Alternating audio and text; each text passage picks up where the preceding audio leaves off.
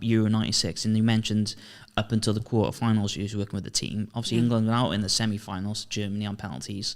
Was there anything said at that point? I knew that there were certain players that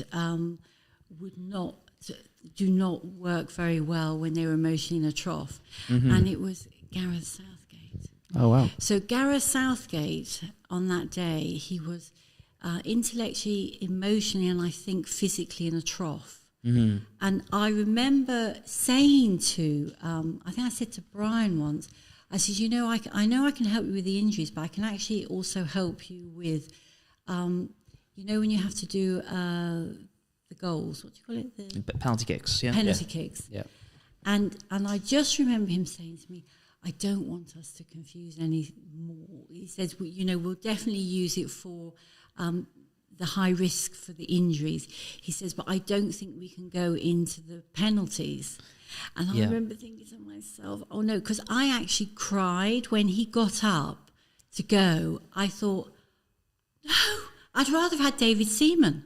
Honestly. Could have been interesting. Honestly, I swear to God, because he was like, the whole of that squad on that day, Gareth Southgate was the worst. Right. The worst BIORYTHMS on that day to take a penalty. What about Stuart Pearce? Because didn't he also miss? No, he scored that day. He scored. Yeah. No, that was another time. Okay, yeah. That was 1990. Yeah, that was a another time. redemption penalty, if anything. I got in with Norwich City, and when I was doing some work for them, they wanted to do an article on me, you know, the local paper. And I did this thing that I told them about Gareth Southgate, and when they did the article, they had this great big picture of him missing the penalty. And although I said it, you know, when you say things sort of like, you talk about everything else, but this is the one thing they pick up on. And it said, and all they had was saying that I cried because I knew he was going to miss the penalty. Yeah. Because I just knew he was the worst person to take a penalty. Yeah. So can you imagine what I would love to have done? I would have said in advance, I said, look, if it goes to penalties, these are your top 7. Yeah.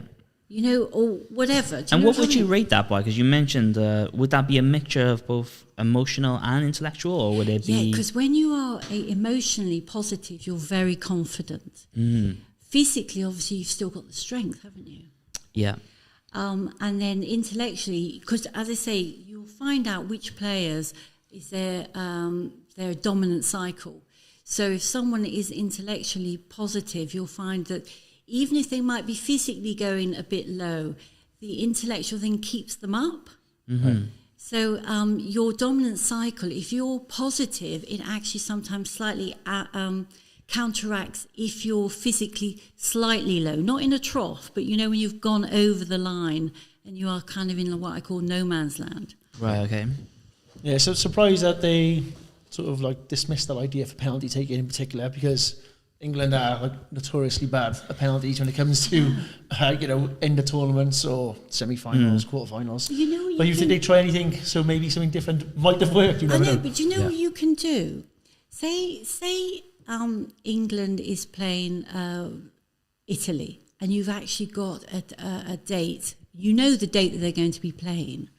So what you do is you can actually tell the manager in advance who would be the best players to take a penalty if it goes to penalty. And then what I would do as a manager, I'd be getting hold of those players and saying, I really want you to practice your penalties. Yeah. You don't even have to tell them you're going to be playing, because if you go to penalties, it's actually going to be you guys that are going to be doing it.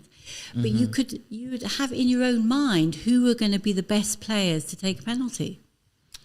Yeah, I think... It's like planning. It's like forward planning. You can do so much forward planning. Definitely, yeah.